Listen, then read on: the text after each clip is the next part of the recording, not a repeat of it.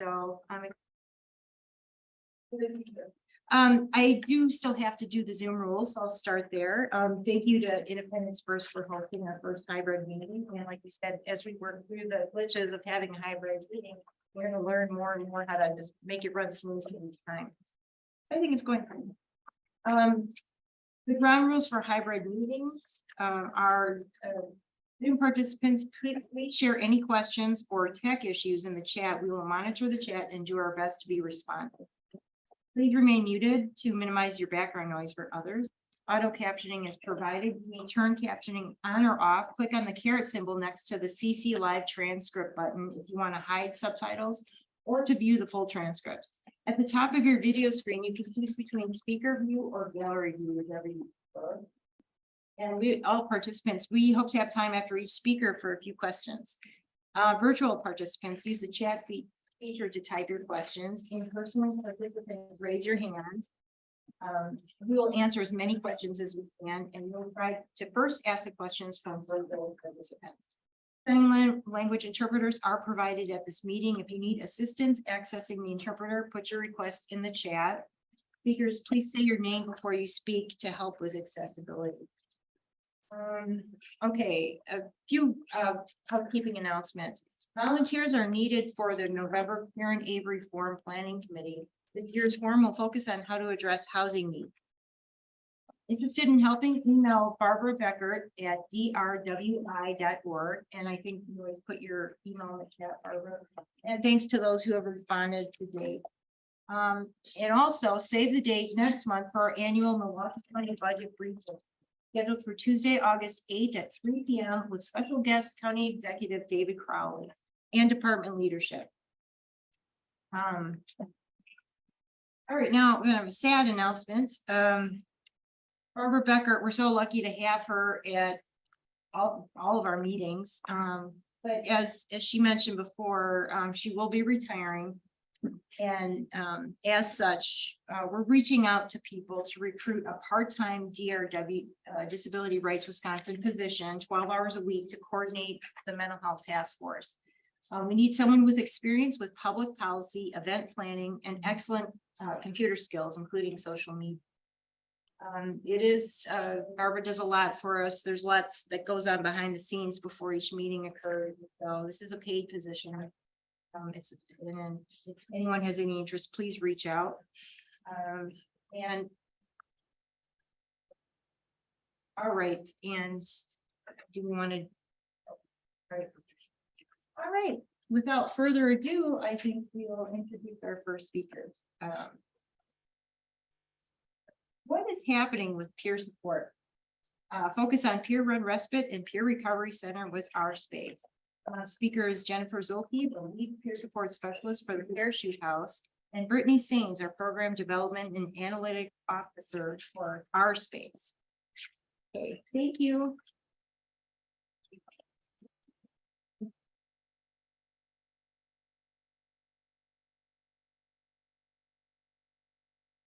Hello, everyone. Thank you for joining us today. My name is Brittany Sains, and I am the Program Development and Analytics Officer at our space. Here with me today is Jennifer Zolke, who's the lead peer support specialist at the Parachute House. Today, we're going to discuss some of the services that our space offers to Milwaukee County residents. We'll first show you a short video and then go into a description of each service. And we'll make sure to leave time at the end for any questions. Barbara, I'm curious if the sharing is happening with the screen for the folks that are hybrid. I thought you were going to share the screen. Do you mean can we see on Zoom what you are sharing? Correct. I am not seeing it yet. Thank you, everyone, for your patience. Yeah, no, we cannot see anything being shared. Moment.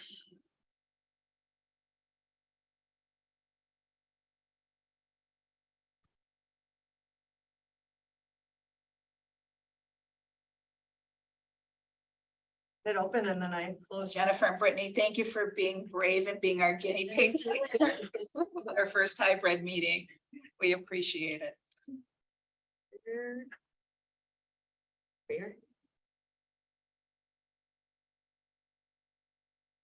Are you clicking on the screen that has the video? Yeah.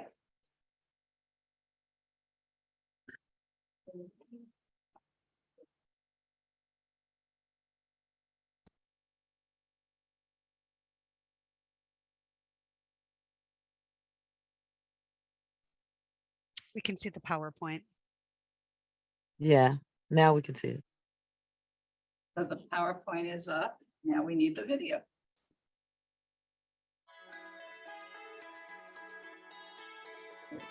Our space is community. Family. Acceptance. Our space is a community that cares and grows together. We offer a variety of programs and services for individuals with mental health or substance abuse challenges, including the Our Space Drop-In Center, peer support services, the Parachute House Peer Run Respite, and the Price is Right shop. The Our Space Drop-In Center is a voluntary day program which provides members support and community. We try to provide a variety of different kinds of programming because people need a variety of different things in order to make their lives more enriching. I love the programs that they have.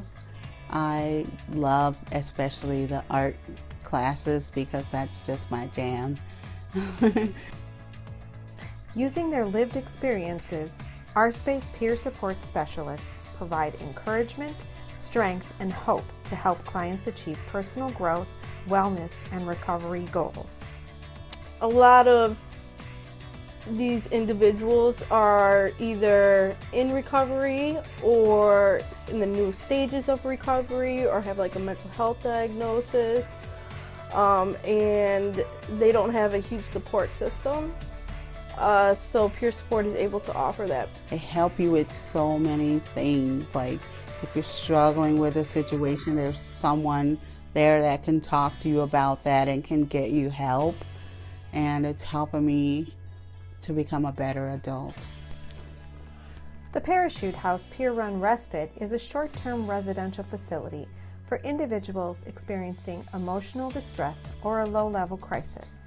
The house offers private guest rooms in a welcoming, home-like environment and is staffed by certified peer support specialists who are there to provide reassuring conversation and recovery support.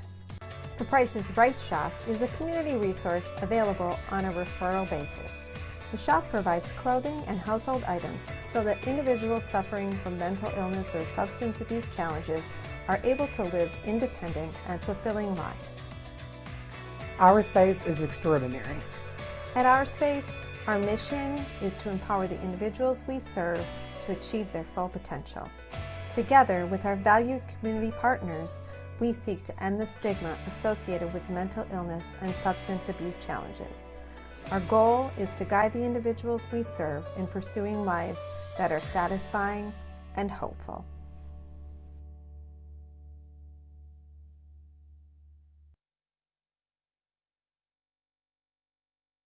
So what is Our Space? Our Space's mission is to empower individuals living with mental illness and substance abuse issues to achieve their full potential by providing recovery-oriented, person-centered, and strength-based services and programs in a safe and accepting environment. The services we will be discussing today will be our peer support services, the Peer Recovery Center, or the Drop-In Center, the Parachute House, which is our peer run respite, and lastly, the Price is Right shop. So what is peer support? Peer support is an emerging behavioral health best practice utilizing trained individuals with lived experience to help others cope with mental illness and or substance abuse challenges. It offers a level of acceptance and understanding often not available in other professional relationships. Using a non-clinical approach, peer support specialists share their experiences and provide client practical guidance to create goals and strategies towards a more fulfilling life. For me, I've been a peer specialist now since 2017. I define it as the role of a peer specialist is to support people in the recovery no matter where they are. So we meet everybody right where they're at. with an open heart and open mind. We step away from a hierarchy of power or the helper fixer role and create a non-judgmental, safe space where our peers feel heard, seen, and understood. Our job is to listen with empathy and provide support using our shared experiences and inspire insight to our peers' own process and behaviors. We work to help identify strengths and goals while modeling that recovery and in hopes to empower peers to lead self-directed and fulfilling lives. And as we go into the next couple slides, we'll go into like what a role of a peer specialist is and what it is not. So a role of a peer support specialist is to support recovery journey, to provide hope and overall well-being, to help reduce mental health and substance abuse stigma, to provide holistic recovery tools, to assist in wellness, planning, and goal development, to reduce recovery barriers, to advocate for clients and other care providers or with the other care providers, to educate about community resources, provide community linkages, and meet clients where they're at on their journey.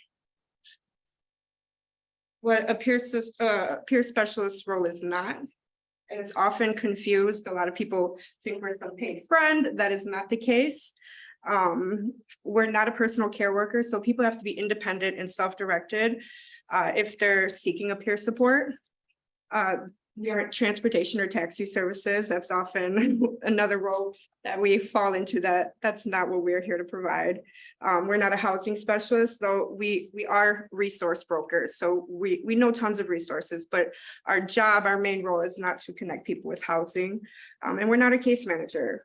We are a peer, and it's a mutual beneficial journey that we walk side by side on with individuals.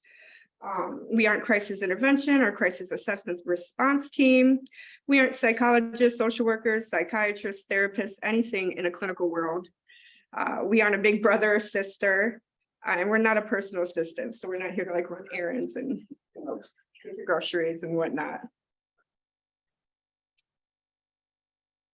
So our desired outcomes for peer support and providing these services is to decrease hospitalization, to decrease alcohol and substance use, to decrease incidences of mental health emergencies, to have a reduction in depressive and psychotic episodes, to increase confidence and self-esteem of our peers, to help develop appropriate decision-making skills, to identify with your own personal recovery, symptom and trigger management, learning coping skills, help provide increased self-reliance and functional independence, development of healthy relationships, including community connections and natural support, personal safety, stability, and accountability, ability to advocate for personal needs, navigating complex systems successfully, and overall feeling hope and wellness.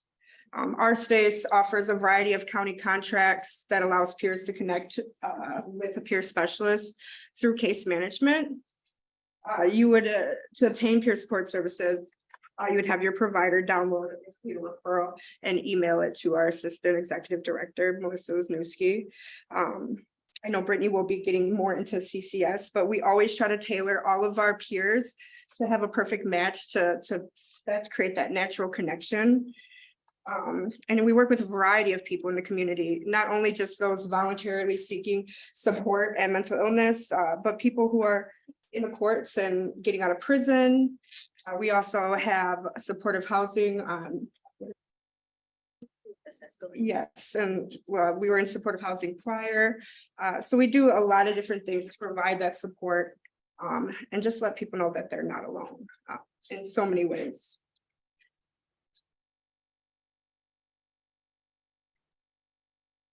The Our Space Peer Recovery Center, or Drop-In Center, is a voluntary member-driven day program that offers support and community.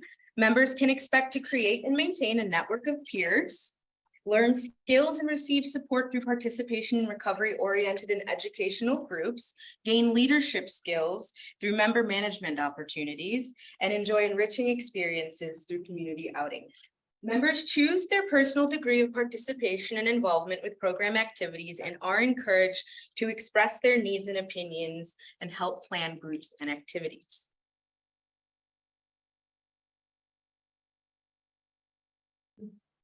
The day program offers approximately 5 group activities a day, facilitated by our space occupational therapist Sherry Thiemer and certified peer support specialist Julie Pickett. The groups focus on different recovery-oriented and mental health educational topics, and it is hoped that members who engage in these activities experience personal growth and healing.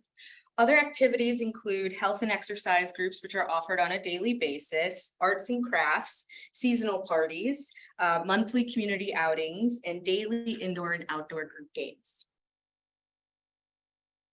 And as Jennifer was touching on, these are the comprehensive community services that we wanted to discuss just a little bit today.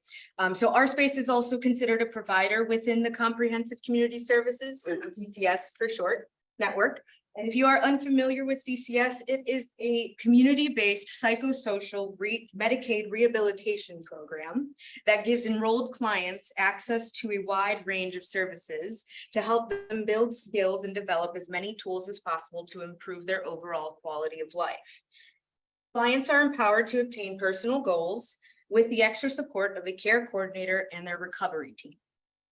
Now, when an our space member is enrolled in CCS, our group service providers, Sherry and Julie, and their peer support specialists, meet with the individual's recovery team on a biannual basis to discuss recovery goals, strengths, and barriers to recovery goals as well, and discuss service progress in a collaborative manner. Adults who are interested in the CCS program can contact the Adult CCS Information Referral Line at 414-257-6060 or obtain more information online via milwaukee.gov/CCS. Back to the drop-in center though. So how to join the Our Space Drop-in Center. The application process involves 2 steps, a completed application and a tour of the facility with an Our Space staff member. So one can either visit the drop-in center webpage and download a membership application, or it can be picked up in person with reception. Completed applications can then be submitted via email, in person, or fax. Tours are available Monday through Friday between 9 a.m. and 2 p.m. And that can be scheduled with reception staff. We do appreciate a 24 advance notice for a tour, but depending on client circumstances, can accommodate walk-in tours as needed. I have my family. And now we'd like to move on to talk about Parachute House. This is my heart and soul. I've been leading Parachute House since we opened in February 2019, February 11th to be exact. The Parachute House is a unique service that is now offered throughout Wisconsin. It was just Milwaukee County, but now we are statewide. The Parachute House provides a pure run respite that provides a short-term residential stay for individuals who are experiencing emotional distress and a low-level mental health crisis. So like at Parachute House, we believe that healing happens through relating and connections. And we pride ourselves on walking through our peers' journeys alongside them. Anybody can access the Parachute House. Anyone seeking voluntary support who is an adult who is 18 or older. Individuals who are experiencing emotional distress or low-level crisis that's related to mental health or substance abuse is another person who would be accessing the services. People who are experiencing an increase in symptoms, stressors, or exasperation, or just require support services to aid their recovery, avert crisis, or avoid hospitalization. We are limited to being within zoning areas, so we aren't allowed to have any sex offenders with a school in the backyard. But we open our doors to everybody, and we still provide support to those who we can't accommodate, whether it's via Warm Line, that's a 24/7 support line, or just connecting to resources that better fit their needs. What to expect at Parachute House? It is a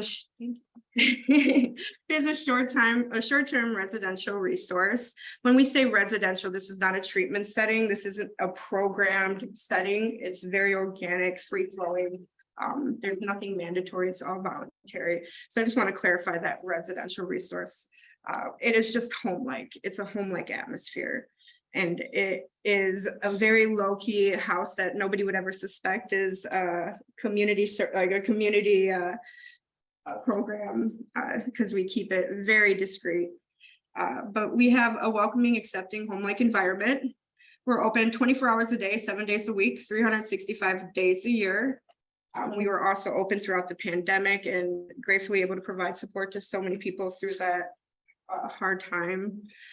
We also provide 24-hour support for via warm line. So not only can you get support coming into Respite, but you can just call and talk to us as well.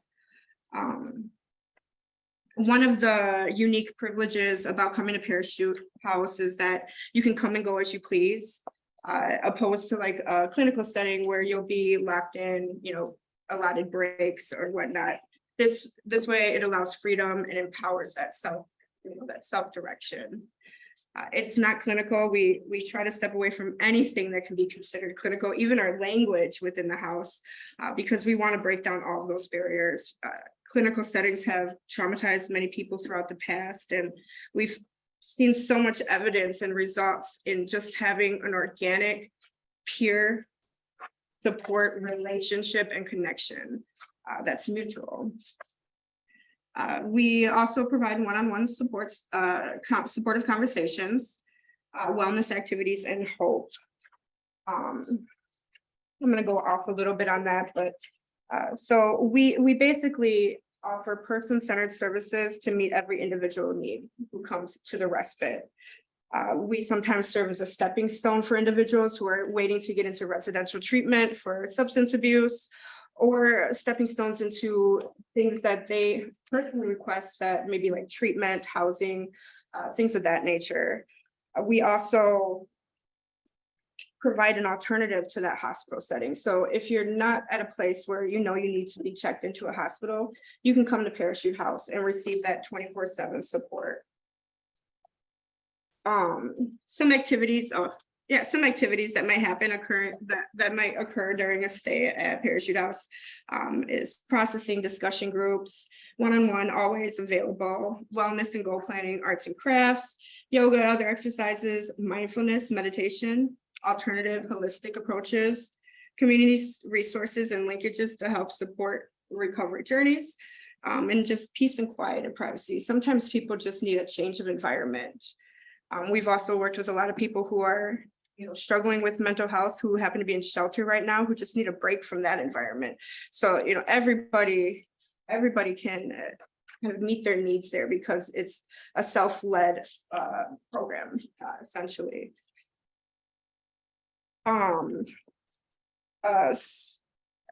Like I was saying, it's a very laid back and organic energy amongst the house. Like when you step in the house, your guard goes down. The energy is just so inviting and welcoming, and you just kind of feel like you're at a home. And that leads to really genuine connections and discussions, activities from art, discussion groups, process groups, music, mental health, groups, recovery groups, to bonfires and barbecues and games. We also are pretty famous for our drumming circles. I personally facilitate energy healing with people who are interested in that and who request that, who may want to learn about those type of holistic alternatives. We also do yoga, meditation, and try to create a variety of different outlets for everybody's needs. How to receive services, they can be accessed voluntarily, self-referral or only. We are very big on confidentiality and HIPAA. We only talk directly to our peers. So nobody can just discharge someone to the Parachute House or refer someone to the Parachute House. You have to seek that support and want that support, and then talk to us and learn a little bit about each other. And then from there on, we make a decision of whether or not we can accommodate someone or we're a good fit for them. In the case that, like I was saying, that they're not a good fit, whether it be having different limitations that wouldn't allow you to come to Parachute House, we connect them to applicable resources and still provide support. So the intake process, you would call Parachute House, which is also our warm line number. It's 414-877-5918. You would request to come in and potentially come and get a room. We have what we call a pre-stay conversation to step away from like assessment. It's just questions, kind of discovering where peers are at and how we can support them. And then from there, we kind of talk it over. And then once you are approved, you can come in first come, first serve. There are no wait lists or securing or reserving rooms. You have to call the day of to. We do have welcome hours, and we found that these hours just work best for people who are experiencing low-level crisis from 7:30 a.m. to 7 p.m. That means they can go and take care of affairs or go see family and friends. Unless it's medical or work, that doesn't apply to those welcome hours. That you have the privilege of doing that. So once you come into a Parachute House, you can stay for up to 7 days. That is the maximum amount of stay. You can leave at any time. You are never locked in. If you up and decide you want to leave that moment, you are welcome to. So we basically meet everyone where they're at, whether it's something perceived as a low-level crisis or even something just as something as simple as, you know, they're lonely and they just want someone to talk to people who may need more clinical support. We would connect them to that. So I just encourage everybody to call and see if Parachute House would be a good fit for you. We have provided over 900 stays since opening. I wish I had the exact stats and outcomes right with me, but everybody has reported at 90% a lower level of when they came in, because every time somebody comes in, we kind of gauge where they're at, and then when they leave, we try to measure whether or not they're leaving a good place, because that's our end goal. We also offer, like I was saying, warm line, and that's that same number. And almost every couple of months, we provide 6,000 minutes of support through that. 24/7. I will leave room for questions because I know I'm all over the place. Forgive me for Parachute House at the end, but I will pass it to Brittany for the Price is Right shop. Thank you, Jen. So lastly, we'll be discussing the Price is Right shop, which is a community resource that is available to basis. And we'll get into the details of the referral process in the next few slides. However, if an individual is a member of the drop-in center, they can access the Price is Right on the first Thursday of every month without a referral. Some of the available items include gently used clothing, shoes, and household items, which are always provided free of charge.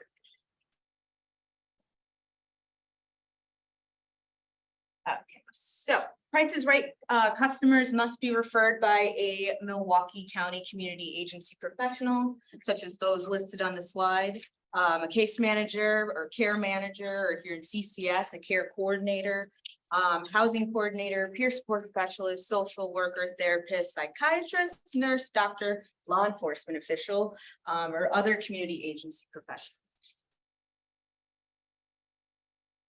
There are just a few responsibilities expected of anyone referring an individual to the Price is Right.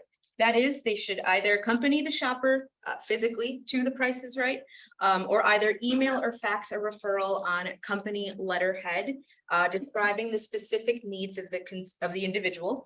It is important to note that due to the limited items available in the shop, the shopper may only obtain clothing if their specific needs are not stated. So it's really important if you're sending a referral, just a couple sentences, what's going on, what they need, how can you help?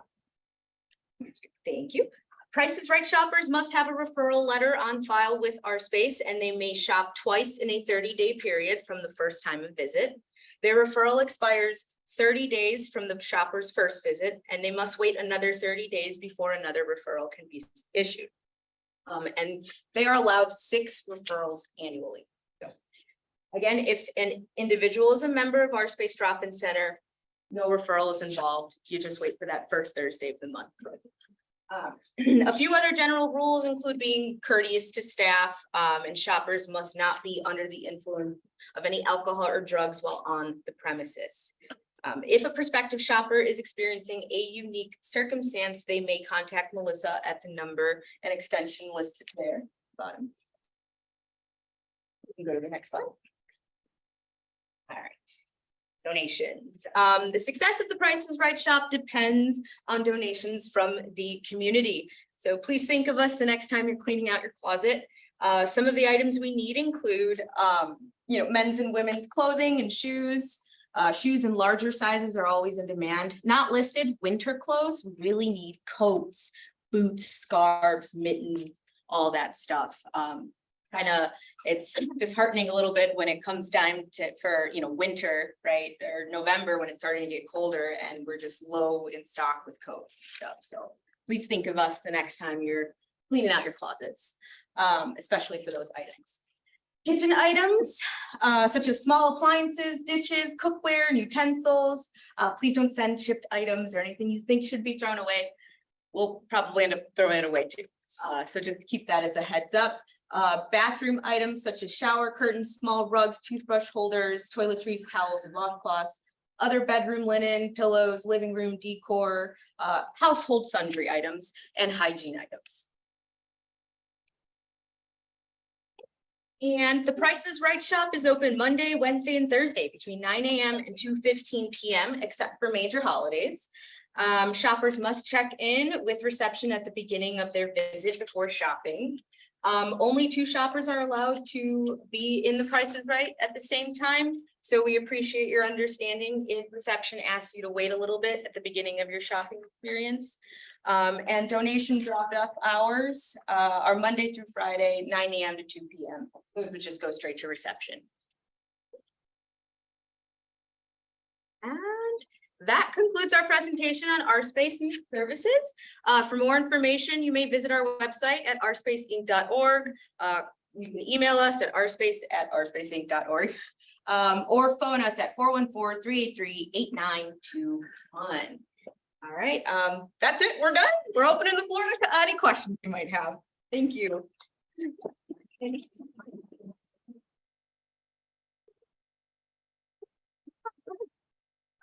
Hi, everyone. This is Barbara Beckert, and we have a few questions from the chat that I wanted to share with you.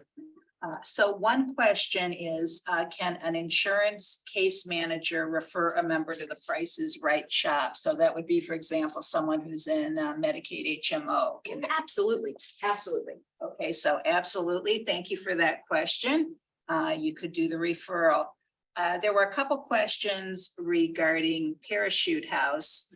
The first question is, what is the timeline of stay? Now, I did put in, it's for up to 7 days, but I wasn't quite sure if that's what they meant.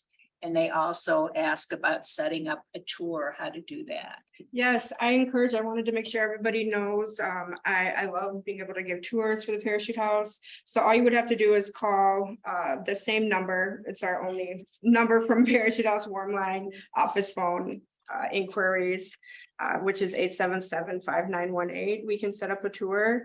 You just speak to me, ask for Jennifer. I'm there during the day. So I would love to set up a tour for anyone interested. And with the timeline about the visit, I know it's up to 7 days. Is there a particular day of the week or? So it is any day. We do intakes. I hate saying the word intake. That's not the, the best word for it, but we welcome people in between 7:30 and 7:30 a.m. and 7 p.m. Sunday through Saturday. So every day you can call. It's meant to be able to serve an urgent need. So we always try to accommodate people on. The stay is up to 7 days. Like I was saying before, you could leave at any time. There is no limit on the amount of stays that you can have at Parachute House. We just always tell people just wait a week, wait a couple weeks to make sure everybody gets the turn to come in, because we're constantly just kind of staying busy, turning over rooms, and want everybody to get a turn to come in. So as long as people aren't overutilizing us, we don't want to turn into someone, we don't want to turn to that. We don't want anyone becoming dependent on us. You can come within 7 days from your last day if it's needed and we have availability. So there is no limit on that. We are the only Peer 1 respite in Milwaukee, or in Milwaukee. There's a few other in the state of Wisconsin, which is Iris Place in Appleton, Solstice House in Madison, La Crosse, which is the Lighthouse, and then Monarch House in Menominee. So they all kind of do it differently, but we are the only one in Milwaukee who offer this program here. Robin, why don't you go ahead with let's go ahead with the other questions, and then I have a couple more from the chat that we can come back to. Yo tengo una pregunta y estoy lo más seguro es que cuando alguien se presenta en Our Space o se presenta al Parachute House, ¿sí? O corren por Britney o no hay nadie ahí que lo represente.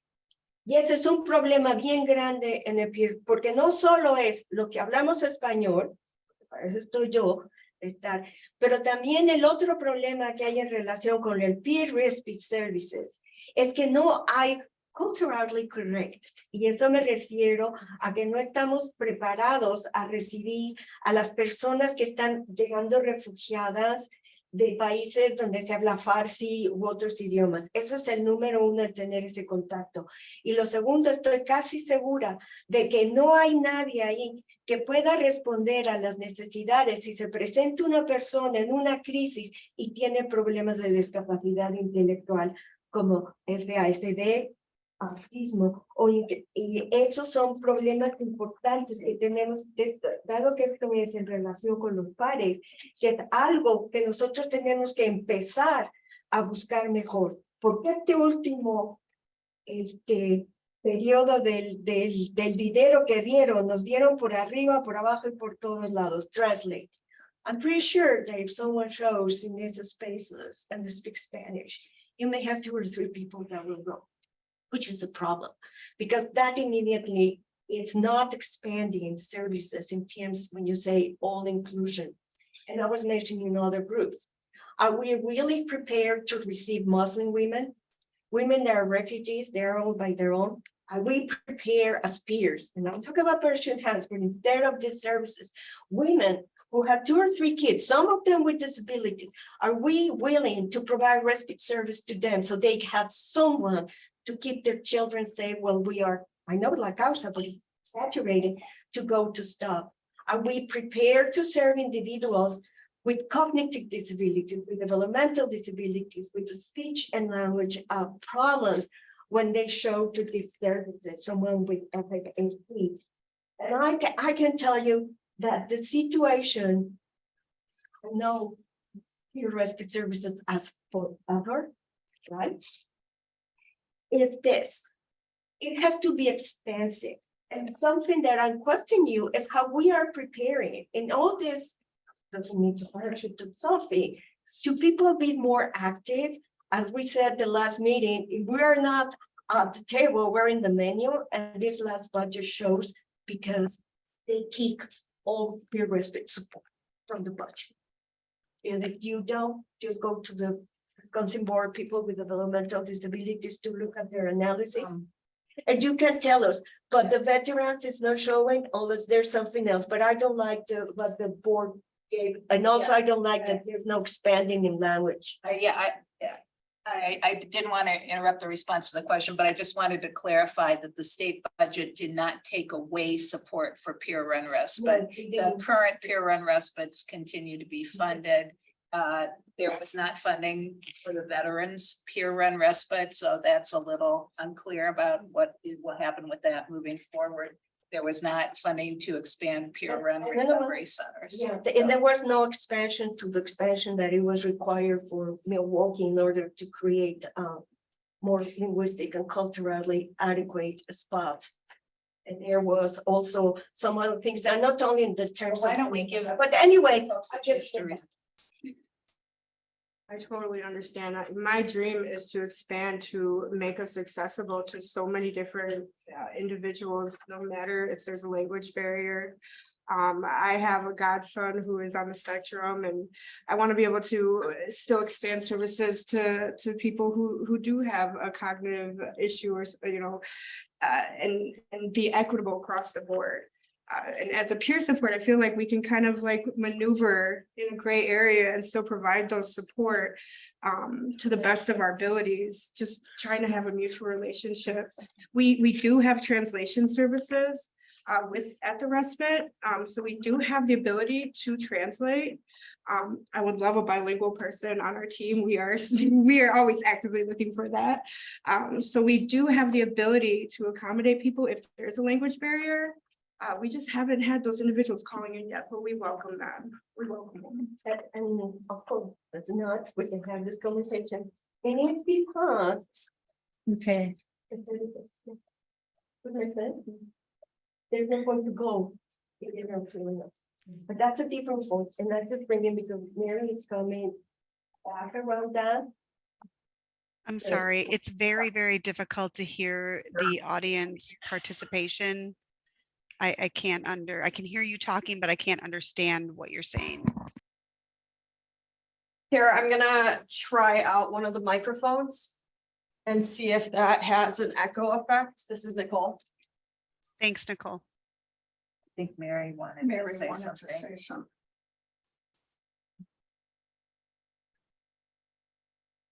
And then also, it was requested that if an audience participant does make a comment, if you could state your name so we know who's speaking, please. Sarah. Are you getting an echo with this? No. Folks in the audience, there's a bit of an echo. Are you okay with that? Okay. I think Mary had a.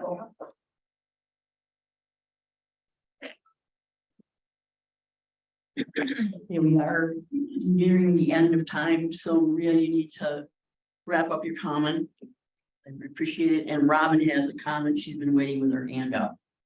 I'll take like 30 seconds if that. You want to wait for the microphone? I'm Robin, and I'm a member of the steering committee here. I just had two quick questions. How many guests can you accommodate? And then the second one was, do the guests, do they make their own meals or do they make community for everybody? Those are such great questions, things that I typically always go into but blinked on. But yeah, so we can accommodate up to 5 individuals at a time. We do have an accessible room and a ramp entrance as well to accommodate people who are in wheelchairs or have disability. We don't provide meals, but we do have a stocked kitchen. And so we use this to help empower individuals to be able to cook for themselves, clean up after themselves. We do the majority of chores, but we still expect people to have that respect. And that's not to say we don't do family meals, like we'll do meals together, and because that's such an easy way to just connect is over a good meal. But for the most part, we don't provide meals, but we do have basic staples that are available to individuals. And storage space for people to bring their own dietary needs and food as well. Okay, thank you. This is Kevin with Lutheran Social Services Connections.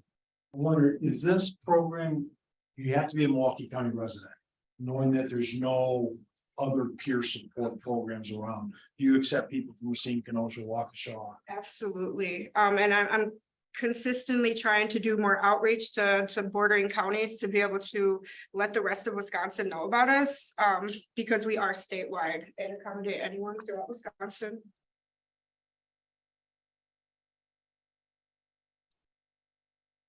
Or do you have any people from the chat or? You need the microphone. Thank you, Nicole. This is Barbara. I know that we're out of time here, but just one last question was, can you clarify with the drop-in center? Because it's called a drop-in center, but it doesn't sound like actually people can drop in. It sounds like it's a program that people have to register for and. Yeah, drop in once they're a member. Yeah, so you do have to be like go through the application process. But then once you're a member, you're considered a lifetime member. So you can literally drop in 5 years later after taking a hiatus. Like that's what we mean by that. The ability to just have. And are there any criteria for membership, or do people get it turned down, or just to clarify that? Mental health diagnosis. And then a referral, which is on the application from a mental health professional. Thank you.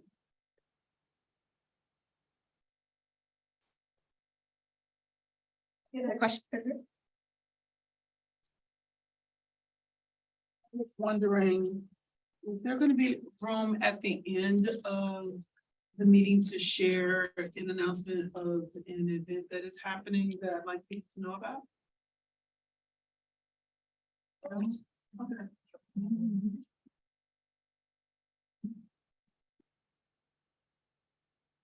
Thank you very much. What a wonderful.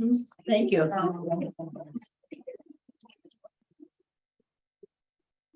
Also, do have brochures for anyone who's interested in grabbing one of those, and additional copy as well. Thank you. Thank you. Thank you so much. Thank you.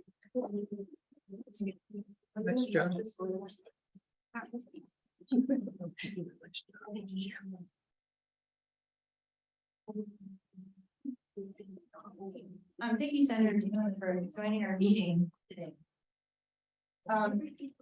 So before we go on to the third, or the next presenter, we're gonna ask, Dion Cannon, I was practicing this for the constituent relations for the Honorable Gwendolyn Moore, will come up and introduce himself and talk a little bit about your role.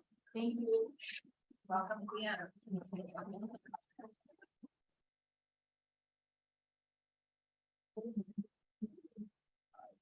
Good afternoon, everyone. My name is Dion Cannon. I'm the constituent liaison and outreach specialist for the Honorable Congresswoman Gwen Moore. Oh, hey. But I just wanted to quickly introduce myself. I'm born and raised in Milwaukee, Wisconsin, so lifelong resident. I graduated from North Division High School and I went to school at the University of Wisconsin-Stout. And obviously came back home to serve the residents of the 4th Congressional District. Before working with the Congresswoman, I was a legislative assistant for the Milwaukee County Board of Supervisors. So I've been in public service ever since I graduated college. Just a little bit about what I do. I do a little bit of casework, and it's a caveat to casework. I help lead the process with federal agency, specifically for Social Security, SSDI, food stamps. I do referrals, and there's a few more lists that I'm blanking because I just got into this role right now. But outside of that, I also do outreach to mental health, which is one of the reasons I'm here and will be joining the task force for the foreseeable future. And I also do disability, youth, and outreach as well. So I'm just really excited to be here and hear about all the great organizations that's a part of the task force, and hoping to introduce myself to the organization and tour and learn more and how we can represent the 4th Congressional Districts. And then lastly, I was hearing about issues at the state level, and I know I'm not the state government, but if you have legislative, you have things like that, I'm more than happy to facilitate the conversation with our DC office, who handle all of our legislation, to figure out what legislation we could do to help and assist your needs. So I will give you, Barbara, my contact information so you can put it in the chat. For anybody else, I'll be in the room for the rest of the meeting. So thank you all. Thank you.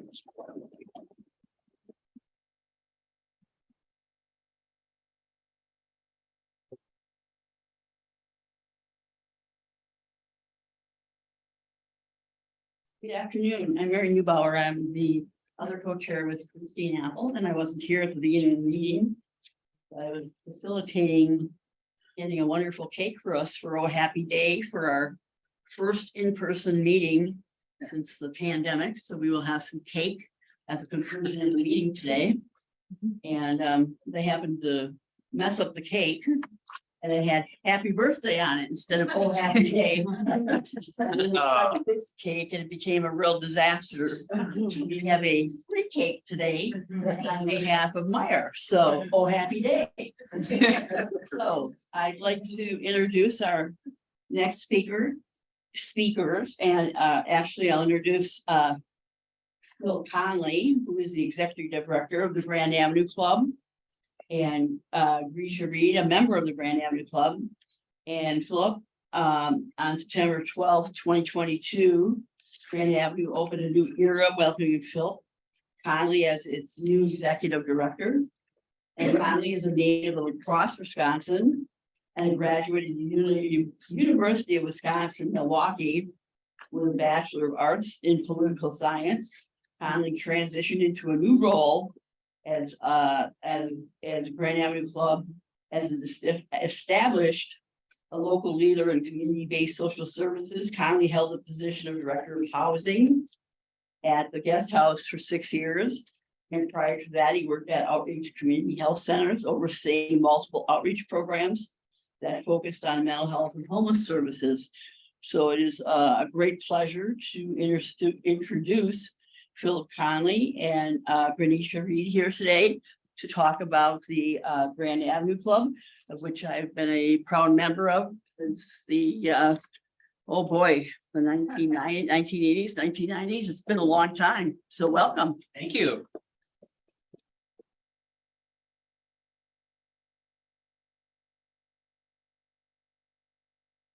Well, first off, thanks for having us. It's great to be in front of the mental health task force. I know I'm still kind of, in the phase where you tell me there's going to be an in-person meeting and I'm just like, yes, in person. So I'm super excited to be out of the office and I'll probably continue to be for a while.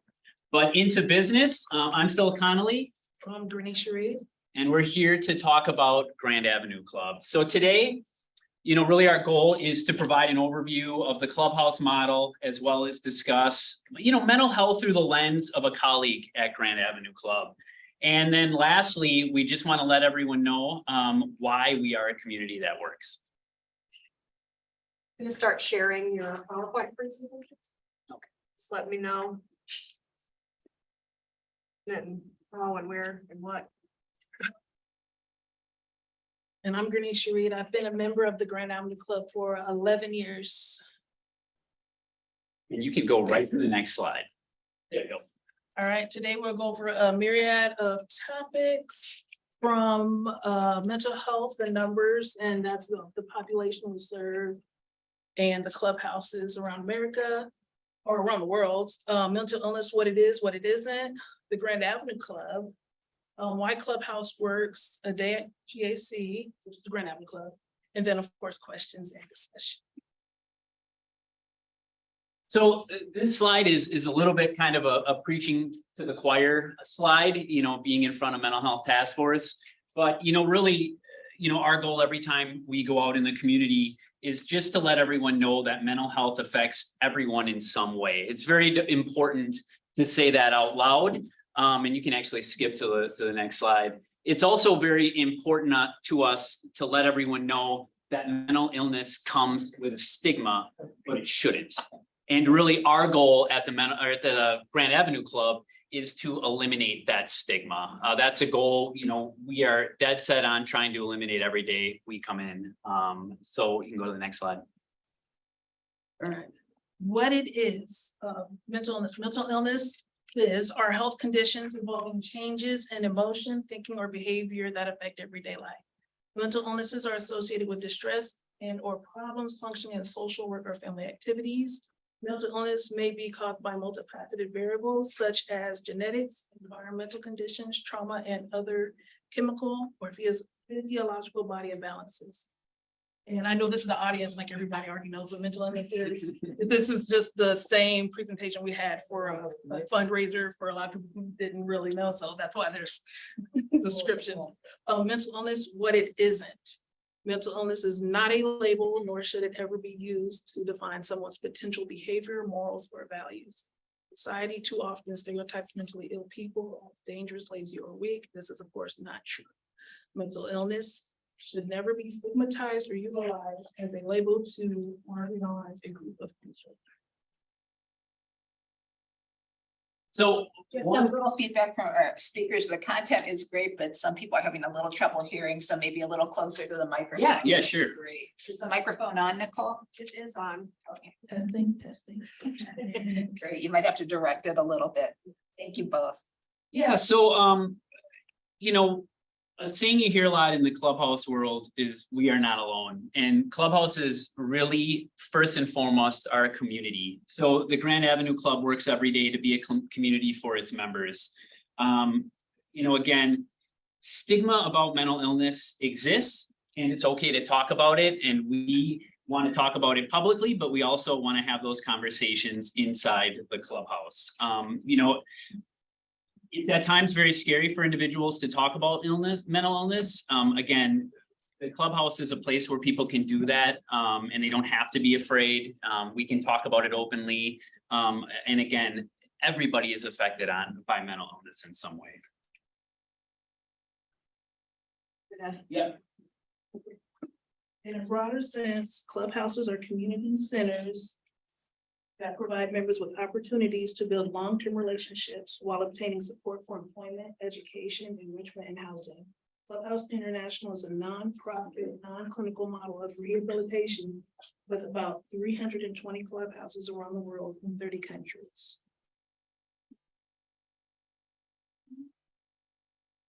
So just as Granisha said, there are clubhouses worldwide, 320 to be exact. And you can see here, we actually pulled this map from Clubhouse International's website. So you can kind of see all the pinpoints of where there are clubhouses in the US and Europe, but they're all over the world. The clubhouse community is actually overseen by an international governing body that has created a recognized set of standards for all clubhouses, and provides accreditation for all clubhouses as well. You know, we want to make a point that we are a non-clinical model. I think, you know, it's key to our clubhouse that we are non-clinical. You know, one thing that we do day to day is we provide an environment that is organic, and, you know, we're trying to work side by side as a group, and not providing, you know, that like stereotypical clinical kind of environment for people to walk into. We work very closely with clinical models. It's important to point that out, but we really believe in restoring purpose to our members' lives on a daily basis. And we believe that work and community is the rehabilitative vehicle to recovery for everyone.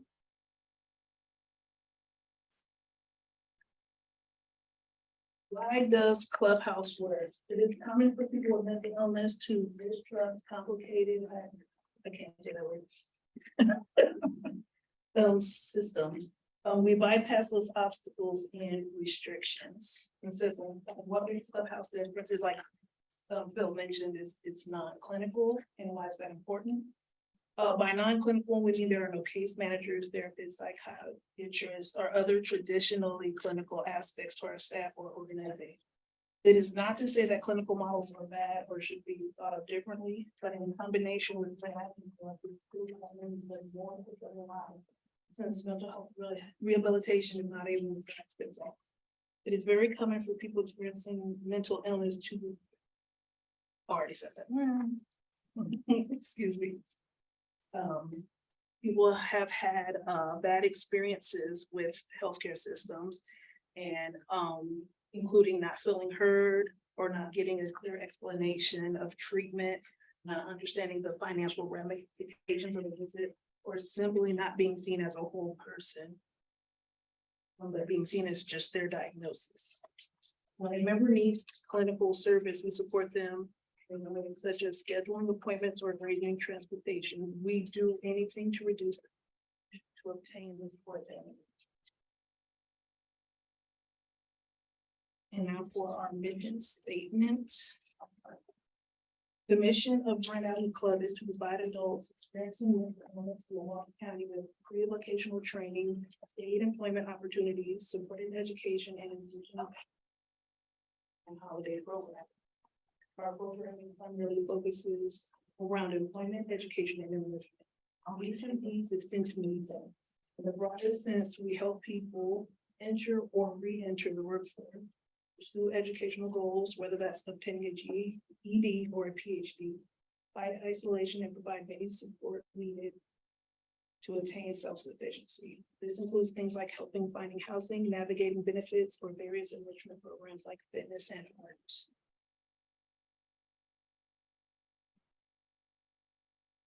Yep. So the Grand Avenue Club was founded in 1991. We're located in a bank building right downtown since 2002. The address is 210 East Michigan Street, so right in the center of downtown Milwaukee. This is very intentional. We want to be centrally located. We want as many people as possible to be able to access our clubhouse. So, you know, it's great to be downtown because we're on all the bus routes and transportation kind of routes. Question? Sure. I came when you all had the open house in 2000. The parking facility is very poor. That is the one drawback to being downtown, I will say, yes. Drawback to get the people to actually participate. Because like when I went down for the open house, it was maybe like 3 or 4 of us there because the parking facility is really poor. So you might want to think about if you're trying to do it, you know, do it in an area where it's conducive for people, in particular, people who suffer from mental illness. I think that kind of frustrate them as well, to try to get help, and then you be frustrated trying to get there, you know, in the parking. It's just something to think about, you know. No, I mean, it's a very good point, and I think it's something, you know, we're working to improve every day is the parking downtown. You know, like the one plus again is, you know, we have access to a ton of bus routes for people to come. You know, the drawback is, you know, being downtown on the corner we're on, there's very limited parking. And cutting the bus routes and all that financial reason now for the county. Unless you get a sponsor or something, because even, you know, they don't cut the bus routes for some people to even get there as well. Yeah, that's a very good point. Yes.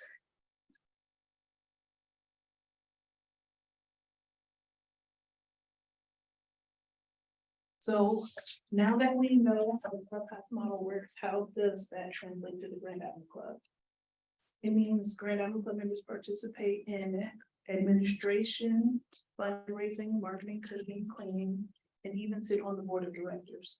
They help operate our employment programming.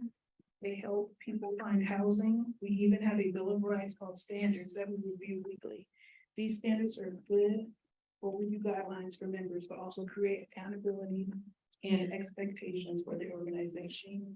Members are involved at every level of our organization. This creates a culture of buy-in and empowerment.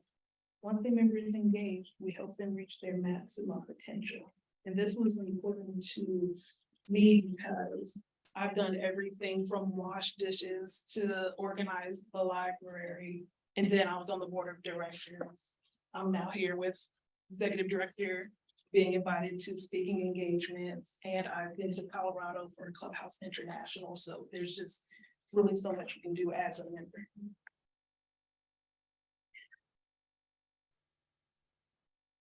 So here's just a rundown of our programming. You know, the 3 pillars we focus on are employment, education, and enrichment.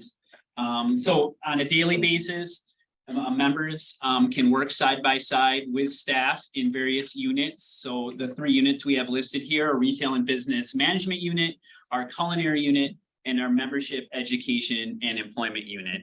We actually too recently are starting a new unit. It's going to be grants, marketing, and development, and we're going to kind of implement you know, members into our day-to-day grants and fund development activities. So we're super excited about that.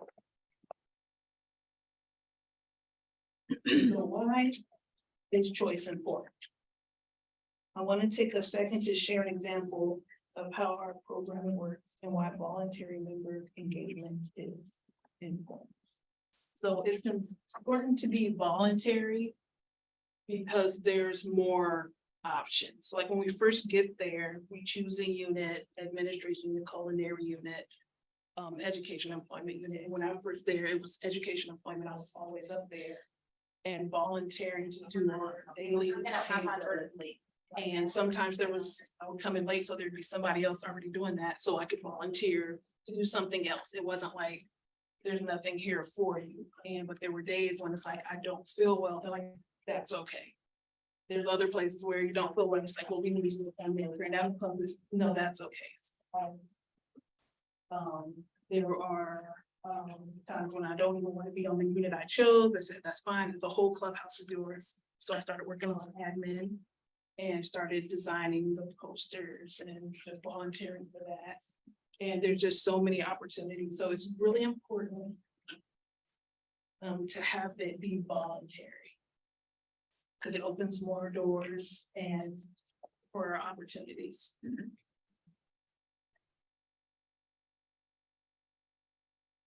Tangible example. Let's share a tangible example of how engagement at Grand Avenue directly leads to someone entering or re-entering the workforce.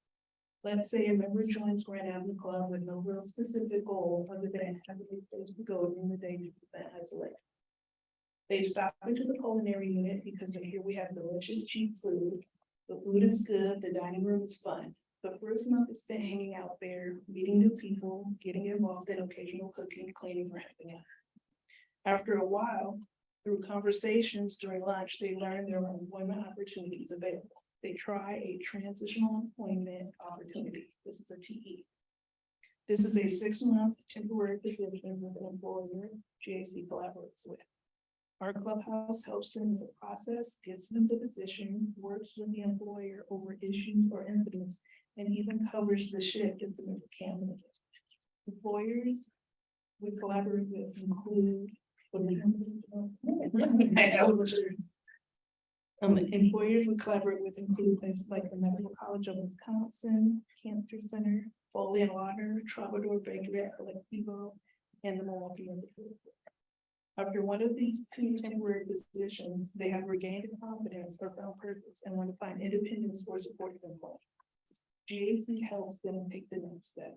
This is not an one-on-one story here at GAC. A lunch at Grand Avenue Club ends up with someone returning to work after an extended absence.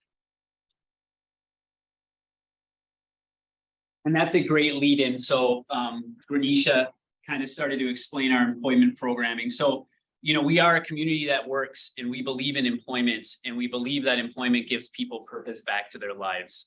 So we kind of have 4 pieces to our employment program. This isn't a laddered program. There's no right way in and you don't have to start in one specific area. We offer kind of 4 ways to get involved in employment. The first we have up here is our group placement. I mean, it's definitely the most flexible of all our programming. You know, basically right now we have a contract with Milwaukee County Housing Division and we do the cleaning services there. And it's a situation for members that isn't a long-term commitment. So basically people sign up to be a part of the cleaning crew, shift by shift is a sign up. And really, you know, I think the purpose of this is to allow people to kind of dip their toe back in to the employment world and get a feel for what employment feels like again. We really believe it builds confidence in new skills and helps people return back to the workforce. The second piece, the transitional employment, which Granisha began to talk about, is a 6 to 9 month commitment with Clubhouse provided job coverage. So we actually have our staff members who serve as placement managers, and they can actually step in at any time into the role that the member is in. So for example, like, you know, we have a placement at a Colectivo Coffee. If we had a member for some reason that day wasn't feeling like they could go in, you know, the placement manager would essentially step in and take the position that day. We believe, you know, the structure of our programming is what makes it so successful. And we also believe too that, you know, our relationships with these providers is super important. So we want to be able to provide them with the security of this placement manager. So, you know, again, the Clubhouse staff train and assist members when they step into these positions. You know, we help with resumes, we strengthen their soft skills. You know, and again, we have really strong relationships with our partners. So, you know, some of the partners, Granisha mentioned some, you know, we have strong partnerships with Built Right Furniture, Colectivo Coffee, Outpost Natural Foods, the Rep Theater, Foley and Laudner Law Firm, the Medical College of Wisconsin, and 600 East Cafe. So next, we also offer supported employment. Now, usually what'll happen is after someone, you know, finishes a few TE placements, you know, it may be time for them to enter into supportive employment. Now, again, this isn't laddered, so you don't have to go through group to TE to supportive, but we find that that usually is the case. But essentially what happens at this phase is the placement manager kind of steps out of the equation and, you know, our member would step on in a full-time or part-time capacity. Now, we'll still provide assistance in some way, you know, the member is still allowed to, you know, access our staff and the clubhouse. That never changes. But again, it's kind of, you know, the point where we kind of step back a little and the member kind of takes over. So it's a little more independent. Now, the next phase is complete independent employment. So at that point, we step completely out of the equation. And it's a very traditional employment commitment between the person and the employer. Now, at this point, we kind of move away with our relationship with the employer too. But I think it is important, like even during independent employment, any member can still access staff, still receive support if they need it. But at that point, we're really trying to prepare people for independent employment and we try to step out of the equation. So that's it for our presentation today. Thank you, you know, for being here in person and learning about our clubhouse. Is there any questions that anyone has? Kevin with LSS. Let's get you into training mode. This sounds really stupid, but in order to get you into training mode, we actually have to turn that monitor off. Okay. So that happens by Thanks, Barbara. This is Kevin with LSS again. 2 questions. How do you join Clubhouse? Is there a membership like the previous programs? There's an intake and all that. And the second question, is it exclusive to Milwaukee County residents? Can you be receiving Kenosha, Waukesha? So we serve individuals in Milwaukee County, and the referral process is actually pretty simple.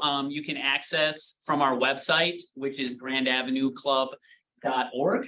And then there's a referral you go through. Basically, we're as low barrier, I feel, as we can be. The only requirement is that you have mental health or mental illness, and it can be documented by a licensed professional.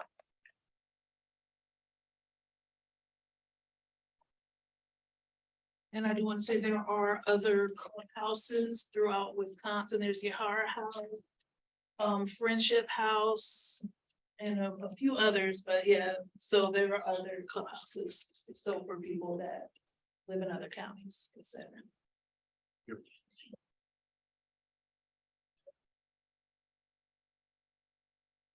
This is Dion. So one question for the employer part of it, are y'all looking to expand different employer opportunities for the individuals? Because I'm thinking for one of my siblings who's interested in more the arts, I have another sibling who's interested in more culinary focus. So I'm wondering like what is the plan for expanding employment opportunities? I mean, I think the plan would be to be as diverse as we can with our opportunities. You know, we like to like right now, you know, we have a lot of positions, food service, clerical positions. We also have cleaning positions, but we're always looking to be more inclusive and diversify as much as possible with our positions. So long story, or answer your question, we're always looking for new opportunities.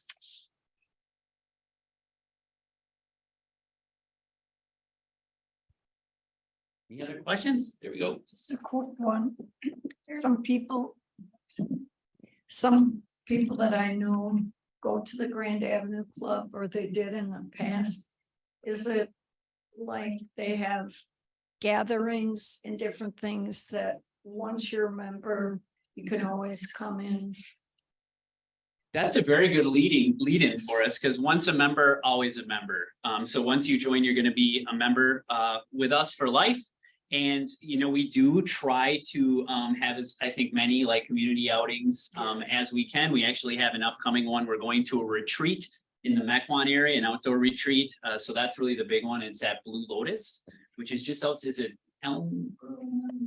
Geography. It's right outside Mequon. It's way up there. Yeah, but we also too, like we have a art collective, a weekly art collective that meets on Wednesdays, and we recently went to the Van Gogh exhibit and the Monet exhibit over the last couple of years. So, you know, anything we can do to get out into the community, especially post-COVID, you know, we try to do that as much as possible.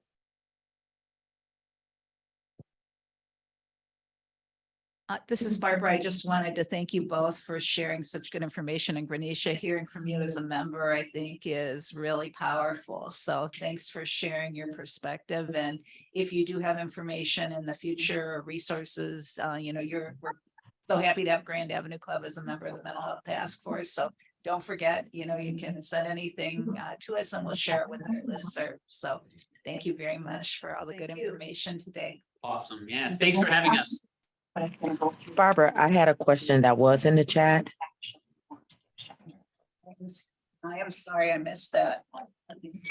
The first question was, can they send a PowerPoint? The second question would be, would they be able to come to Free Last Ministry to do the presentation that they do there? We work with individuals who are from CRC and that are dealing with cognitive delays. So I want to see whether or not if that's something that they do. So for the first question, the PowerPoint is on the Mental Health Task Force website, and I will include I put the link in the chat, but I will put that in again. We also have copies by the door of all the materials, including that PowerPoint. So please take them. We would love to not have any to take home with us, and be sure and sign in too, so we can be in touch with you. So I'll let the Grand Avenue folks address the other questions. Thank you. So I actually I couldn't hear the final question. Gotta repeat the question. The other question, will they be able to come out to a facility or to one of our locations just to give some of the individuals that we are interested in possibly participating, where they could speak with them directly, the same way that you're doing your presentation now? Yeah, I would say, I don't think we had our last slide on, but our last slide has our email, our outreach email. I would say email that address and we will get back to you. Okay, thank you. Yeah, thank you.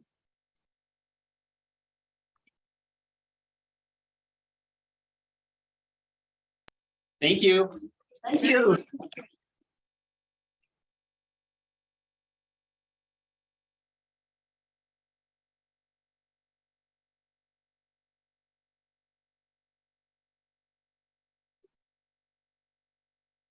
Thank you, Dan, very much for that fella.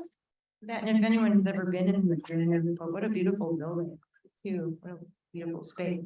So, my name is Christine Apple. I'm very excited to introduce our next speaker.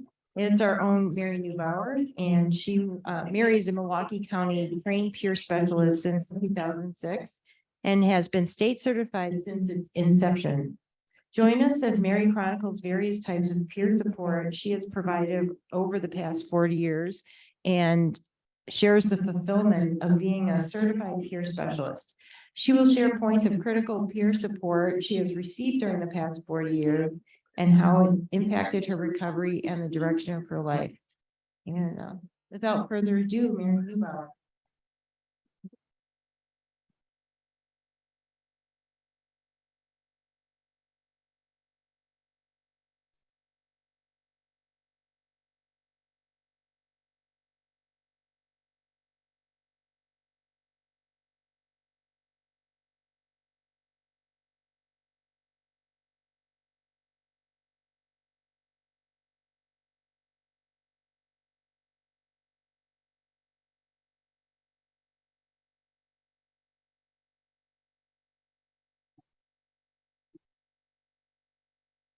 I have it. Christine? Yeah.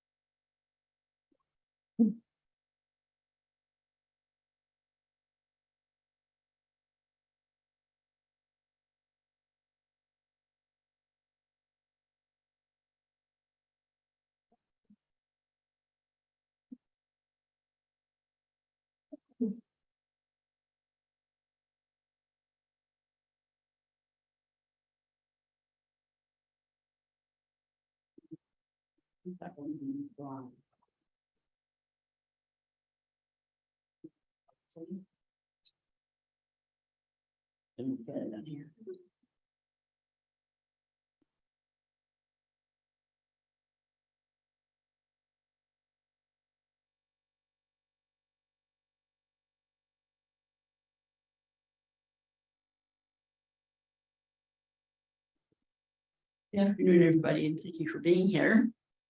I'd like to share a little bit about peer support. peer support that I've been able to give, and a lot of peer support that I've been able to receive. And first, go to the next slide.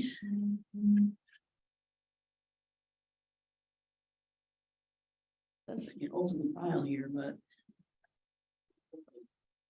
there we go. Okay. Look at it here. So look at everybody. So I'd like to talk about organic peer support. And I reference to organic peer support as providing another individual with knowledge, guidance, and emotional support as someone who, as someone who may have endured a similar set of experiences. And that is a definition that I talk about for myself as being involved in the mental health world for the last 40 years. And so that's really just an organic statement of what peer support is and what it means to me and what it's about. And today I have 3 primary goals. And my first goal is to illustrate types of peer support that I've provided over the past 4 decades, to highlight the gratification involved with working as a certified peer specialist, and to underline the value of receiving peer support and subsequent impact of it on my personal recovery. So we can move on to the slide on the types of peer support. The first is 40 years ago, 40 years ago, does this come out of here? Yes. Well, Good luck. I'm a mover. 40 years ago, on April 18th, I entered an effective family treatment program at what was then a chemical dependency program at Elmer Memorial Hospital. And this was a program for people whose either spouse or loved one or family member was being treated for a chemical dependency issue. And for me, it was my parents who were both alcoholics, and I entered this program. And it was a 6-week program where I went in and learned about chemical dependency 5 days a week. And in that program, I was in there for about a week and learned that I had a significant depression and ended up being hospitalized inpatient in the chemical dependency program. They didn't have a psychiatric unit, but my depression was so significant. And that was my first treatment for my mental illness. And while I was there, I was introduced to the 12-step program. And the 12-step program that I was introduced to was the Al-Anon program. And that's when I first started going to Al-Anon. And that was my first introduction to peer support. And that was purely organic peer support. It was the foundation for the peer support that came out of then Alcoholics Anonymous. And Alcoholics Anonymous was developed for alcoholics, and Al-Anon was for their loved ones and family members. And then on July 25th of 1983, as I realized, well, I was learning in this chemical dependency program because we went in the family program during the day in the morning, and then we all were together in the afternoon, that I had a problem with alcohol. I was a binge drinker. And that was my way of dealing with the pain of what I grew up with in my family. So on July 25th, 1983, I entered my own recovery as a recovering alcoholic. And so I'm on the cusp of 40 years of sobriety. That's when I started going to AA. And then came the evolution shortly after that in the Milwaukee area on adult children of alcoholics. And in adult children of alcoholics, it was a particular 12-step program that addressed the issue of growing up in an alcoholic family. And that work came about through the early work of Dr. Claudia Black and Dr. Janet Whiteis. And there are still adult children of alcoholic meetings in Chicago, and there are no longer any adult children of alcoholic meetings in the Milwaukee area. But there are a couple of us in this room that met in the adult children of alcoholics meetings 39 years ago. And I will speak to that a little bit later. And out of that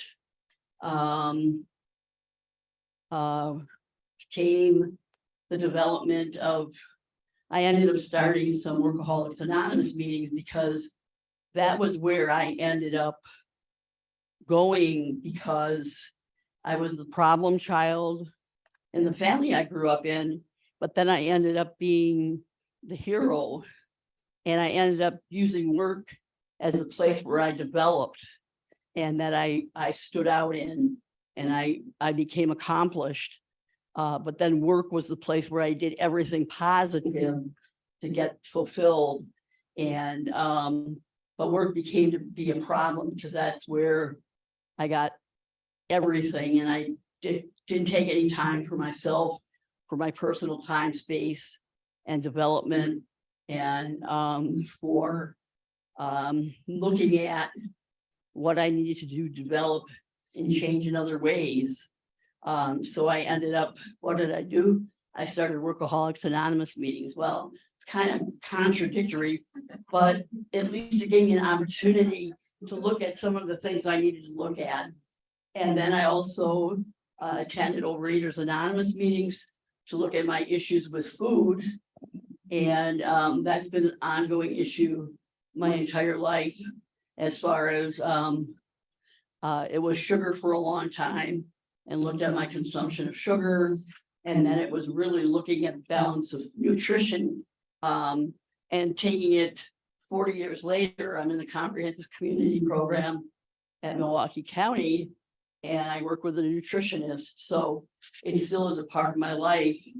And again, it's peer support. So it's having peer support in all different ways, fashions, and structures. So it's still part of my life. And then back in the, had to be the 1990s, it was the Manic Depressive Association. And then I was diagnosed early on with manic depressive disorder. And that was what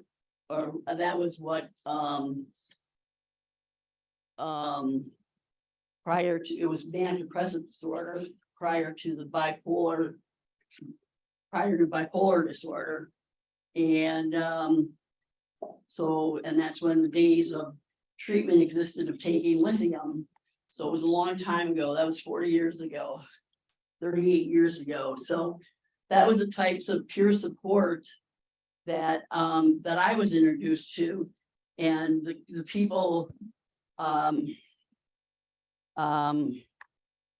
that entered my life, I'm going to reflect on later. But this is the book that I got 40 years ago. So I've had the same book for 40 years and haven't lost it.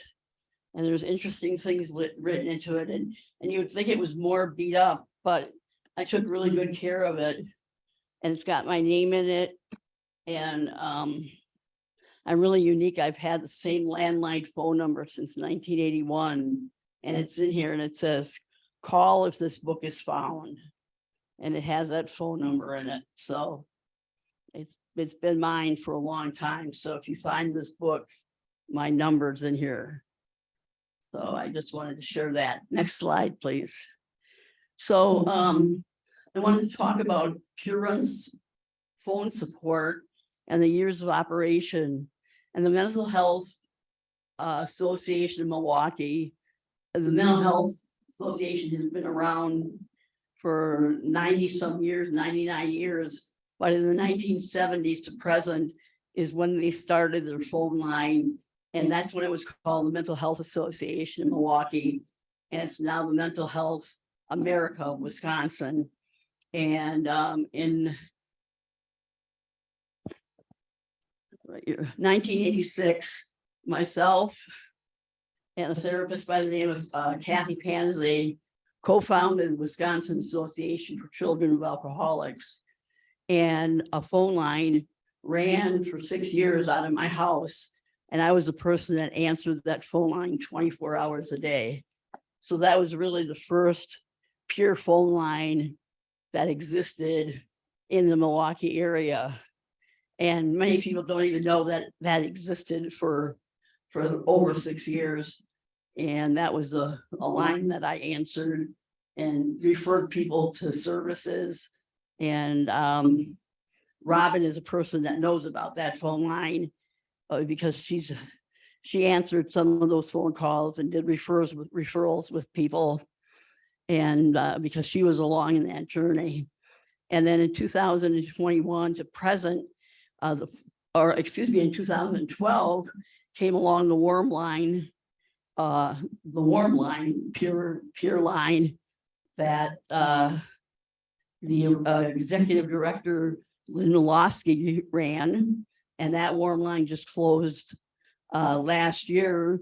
And Mental Health America of Wisconsin received the contract from the state and will be opening the statewide pure warm line very soon. And there will be an announcement coming out about that.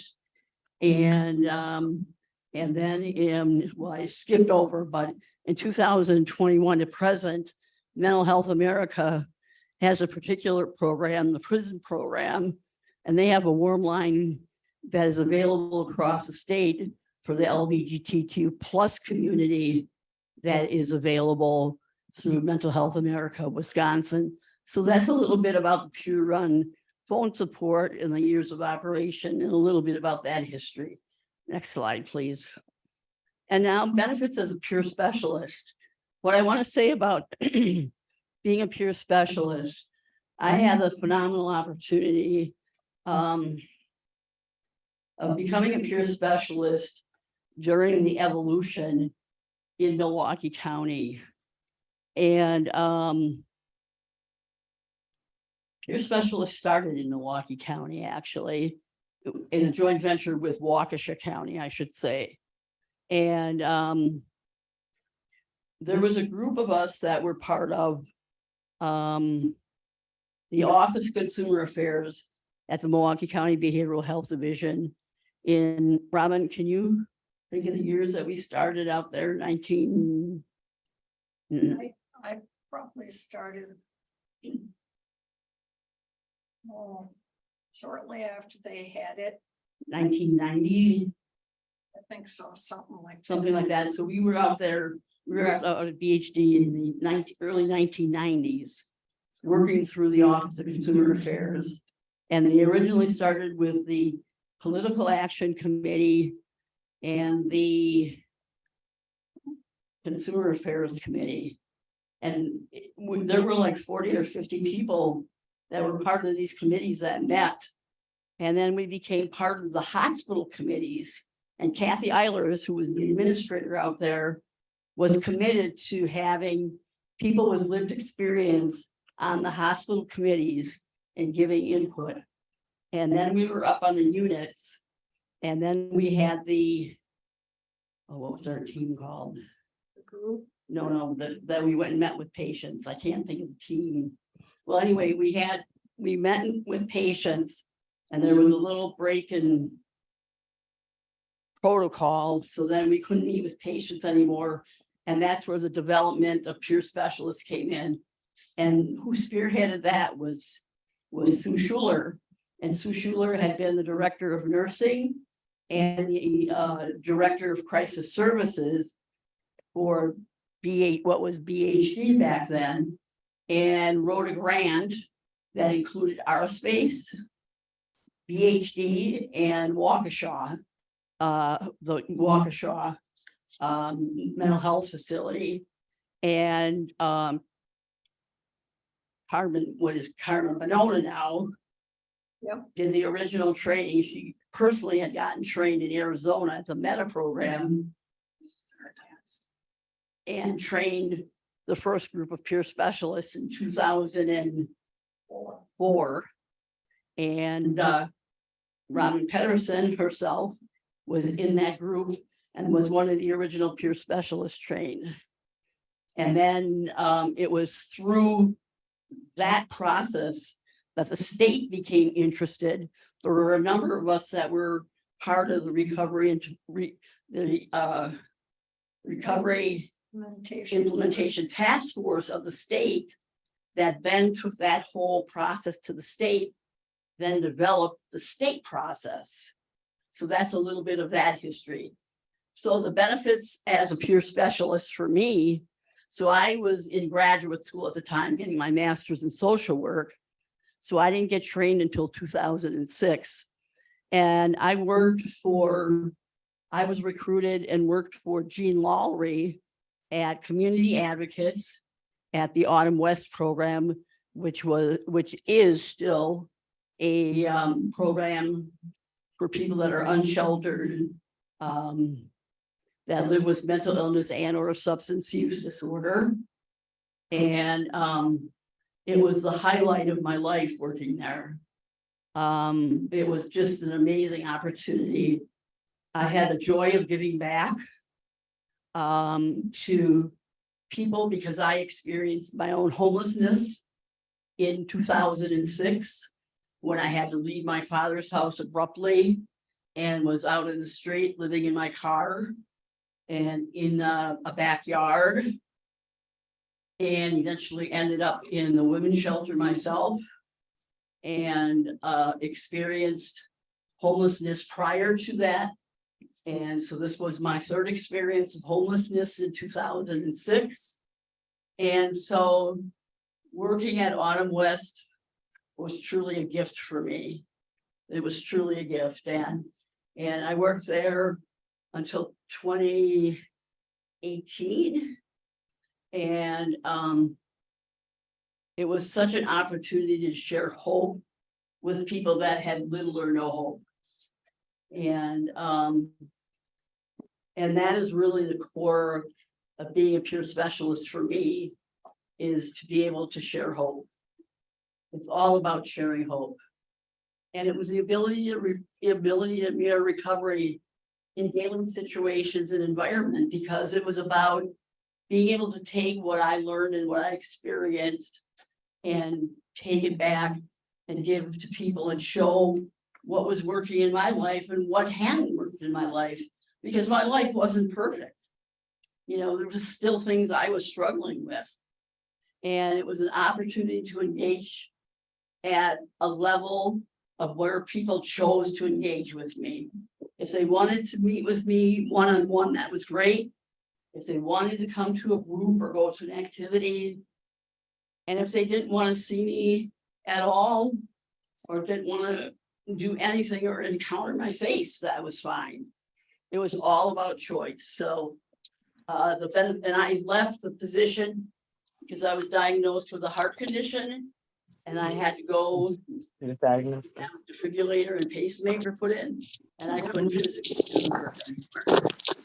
Yeah, multitasking, working, doing the stuff for my company, and then because I do. Can everyone please mute? We're getting some background. Okay, so the next slide.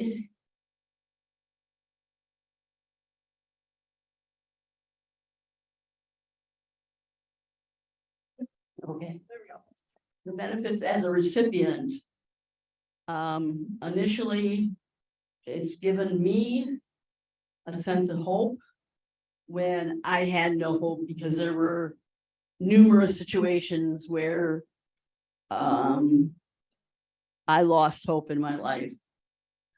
And one point in time in particular, I'm estranged from the only living family I have left, and that's my brother.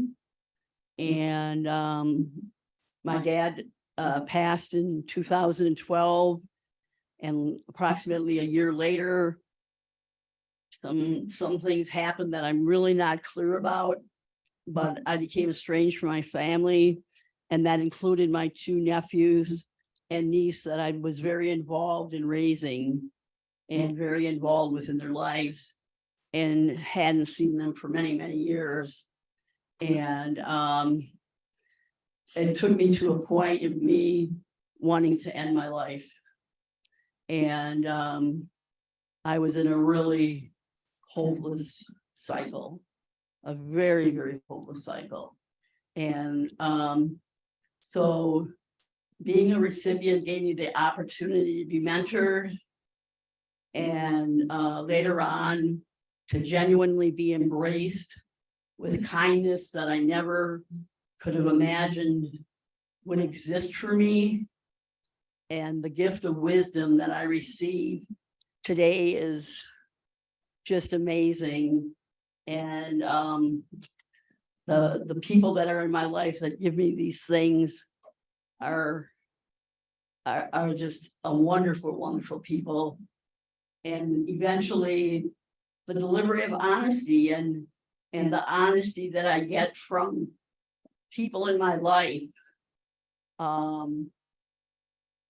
that provide me peer support is insurmountable to keep me on the straight and narrow, and the connection of loving support. And I'd like to share some of the faces with you of the people that do this for me. So we have Sue Schuler, who's holding her newest grandchild. She has a grandchild that's starting at Marquette this fall, and she has a new grandson who's not quite 2 years old, Kai, over there on the left, that she never expected that she would be having a new baby grandchild. So Sue has been there for me for about 25 years now, starting as the administrator at the Behavioral Health Division, and then becoming a dear, dear friend and peer supporter of mine, and having her own recovery to reflect. And she was there at Milwaukee Psychiatric Hospital in some of my darkest days, being there with me in the hospital. And Sue Dix on the right was there. And Sue has mentored me in many, many ways, and writing stories that I've shared publicly about my recovery, and being there in the background and supporting me through my education, and in so many ways, and just being there spiritually for me, and just, you know, and I even let her be here on the screen in a Bears sweatshirt. So I love her dearly, even though she's got a Bears sweatshirt on. Next slide, please. Then we have Pastor Walter Lanier. Pastor Lanier has mentored me and been a peer support for many years now in the background. We don't get to spend as much time together, but I know he's always there for me. And when I need him, all I need to do is call him and he'll call me back. And then we have Bruce Springsteen, and it says Dr. Laura Lowenbraun. Dr. Lowenbraun is my psychiatrist, and we have an amazing connection through Bruce Springsteen as well. And so that's why I don't have a picture of her, but I had a picture of Bruce. So I named him her today. So that's my connection, because my psychiatrist is just a phenomenal person, and she is so gifted, and we have an opportunity to speak a lot together, and just the connection that we've made over the years is just heartwarming, and she's gotten me through some pretty amazing times. Next slide. These two young people here entered my life, I don't know how many years ago, but they're gifts from God. And these two young people came into this world to some pretty horrible parents and were treated horrifically. And they've experienced every kind of trauma that you can or can't imagine. And when I met the little guy on the left, he was about 3 years old, and he knew one word and ran around the perimeter of the swimming pool and threw a truck in the water and said the F word, and that was his own vocabulary. And today, he's a 10-year-old dynamic little boy. He's just amazing. And his sister is about 5'5".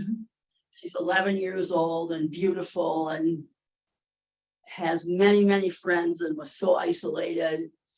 And they're just beautiful, beautiful little children. And they've been adopted by their great-great-grandmother who's had them for the last 5 years. And they're just wonderful little people in my life, and they've mentored me, and they've been pure support for me, and they've shown me the way. Next slide. Then I have Patricia Oblitz, who was on the steering committee, and Patricia is wise and wisdom. These are to my people of wisdom. And then we have somebody out in the audience here. We have my other wisdom, Jane Johnston. Jane has her crown on because Jane just celebrated a birthday, another milestone.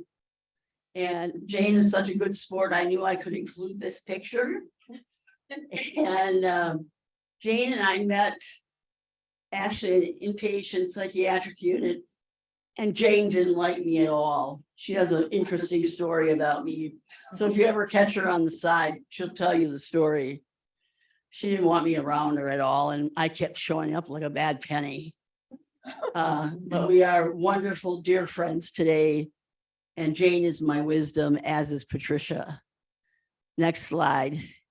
These are 3 women that have been there for me for many, many years and have been great, great peers for me, and great wisdom and great love and of great support. Kathy Eilers, who had been the administrator of the Behavioral Health Division, who showed me the way to recovery and always included me and gave me opportunities. And Brenda Wesley, who involved me in pieces and showed me things that I never knew existed. And Barbara Becker. Barbara Becker, what can I say? What can I say? Next slide. I was missing some pictures. Robin, you need to come up here. Yes, you need to come up here. Jennifer Schneider and I have been friends. We met in the hospital probably 25 years ago. But Robin and I have been on this journey together for 39 years. We met at ACOA group 39 years ago. And Robin has supported me in many, many ways. I had many, many surgeries and couldn't do things. And Robin stepped in and came and did my laundry. And I didn't let anybody do my panties and my bras except Robin. And she organized my drawers and my socks by color and all that stuff and my clothes. CD. And it's okay. You don't need to take that on. She And told me her that I lived most cleaner than with. when I bought them. And I lived with my dad, and she tolerated him better than I could ever tolerate him, as did Jane. Jane tolerated my dad. And Robin is a love of my life and such a gift. And I wouldn't have made it without her peer support all of these years. So thank you, Robin. Oh, you're welcome. And same here. She helped me a lot when I had to go into the hospital. And it's not just that, but we've been there all the time, not just in time of need, but we've been there all along, having fun conversations and on the phone and doing silly stuff too. And we went to, Mary invited my brother, who has a developmental disability and lives in a group home.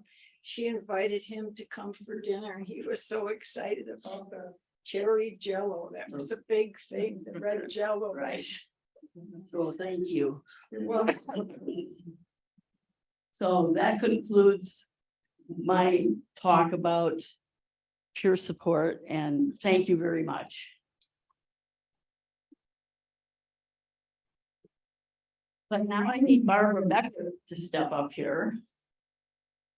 Because Barbara, you've waited a long time.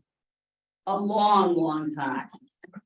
Like a year to be presented, or longer than that, with your award.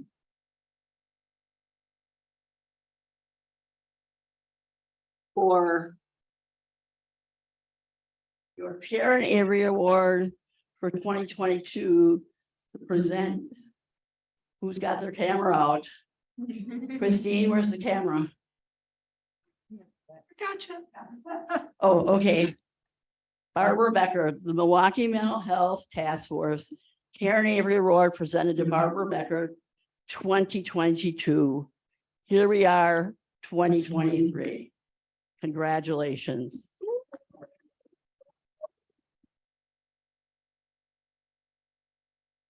I couldn't think of a better place to receive this than at Independence First, which was Karen Avery's home away from home, and what an honor to receive this from you, Mary, who you've been such a dear friend and mentor and provided so much peer support to me, as did Karen Avery. So thank you very much. This is really special to me.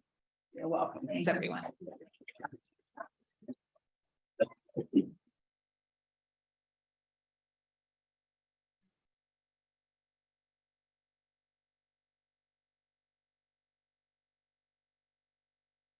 At the bottom.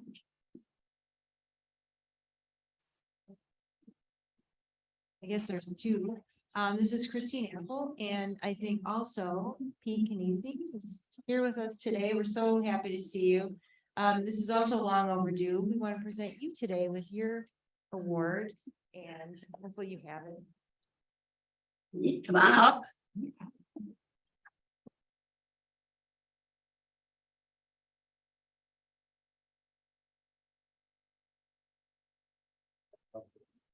Tell them what it is. Tell them what it is, Christine. Oh, I'm sorry. This is the award we're going to give you for all of your contribution to. This is the Outstanding Achievement Award. I'm sorry. I forgot to use for all of your outstanding achievements and all of your contributions. I think for people that don't realize, you are the force behind lots of our criminal justice initiatives. You bring so much wisdom to our steering committee. You've done so many great things at Legal Aid Society for all the years that you work there. And I think our wisdom on our steering committee, we learned so much from you. And this is, I think we were supposed to do this during COVID. So congratulations, and I will let you speak. Speak very briefly. I thought I got to skip this by having this happen in COVID, but I'll just say it's very humbling to get an award from people I admire so much as Barbara and Christine and Mary, and Robin, and all these people on this committee, because you guys do amazing advocacy and it's a great organization. So I truly appreciate this. And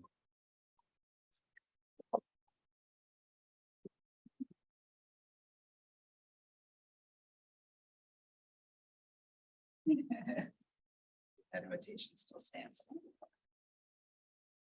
Just set it down on mine. Yeah. All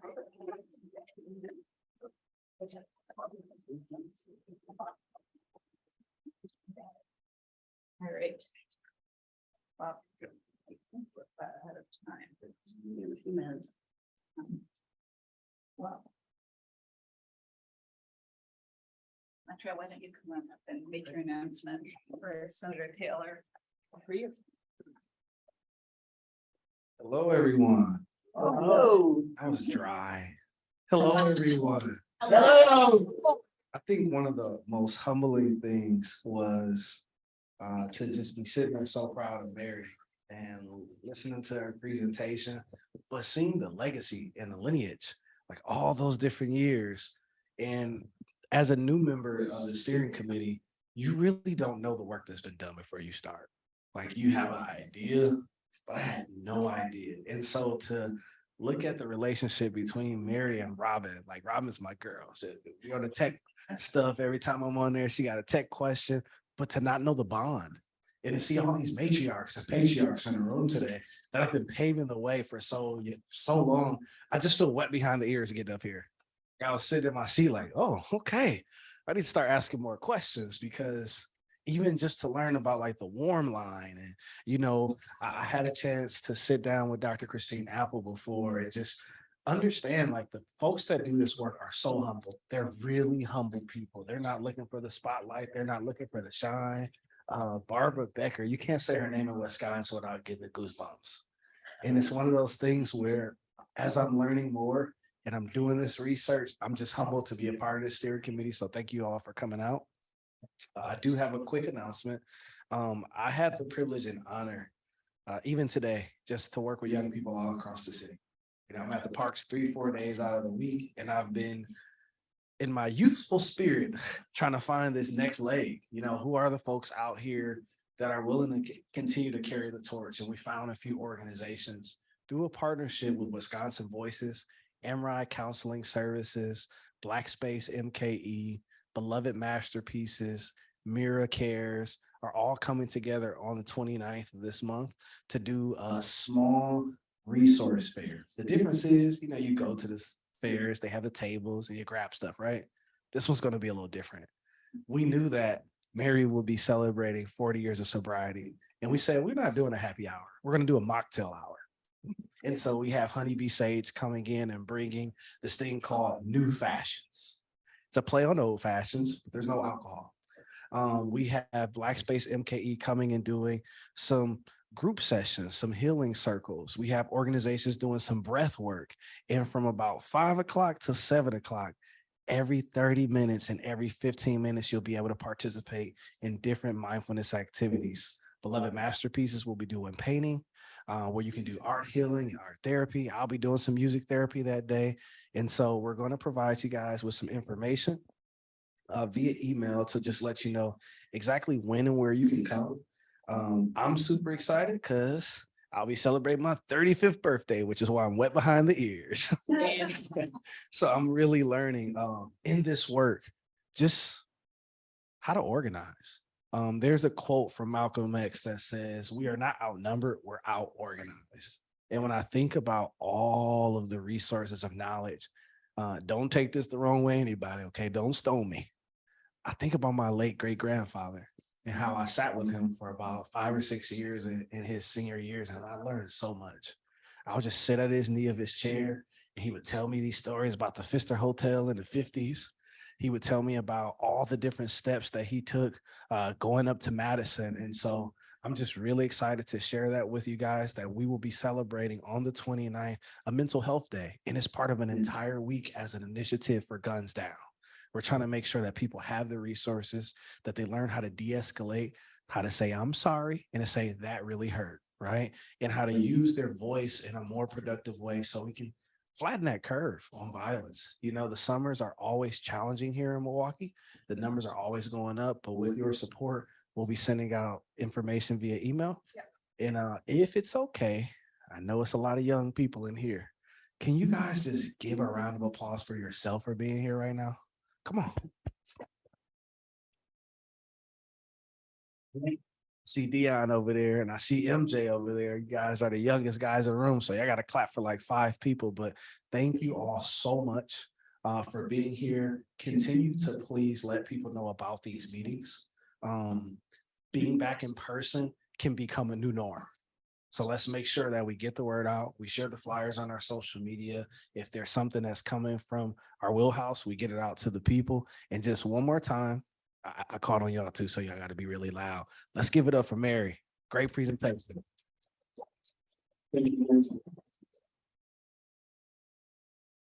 Well, thank you so much, Montreal. This is Barbara again, and I think it's a great way to wrap up our meeting, including having some cake to celebrate in a few minutes.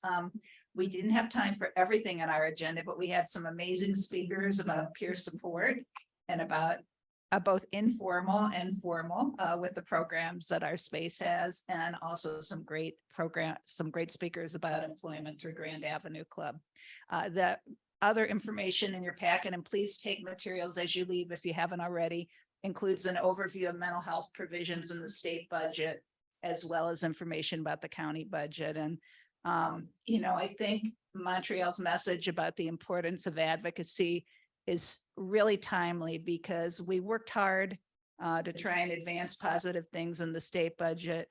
I have to say, we had some wins, but we didn't get a lot of important measures across the finish line. That's why it's so heartening to see that we have this great energy from, including from a lot of younger people like Montreal and Nicole and Carrie and Windsor. Some of us veterans will be here, and, we'll continue to fight the good fight, but we're looking forward to all of you, and you as well, Jennifer.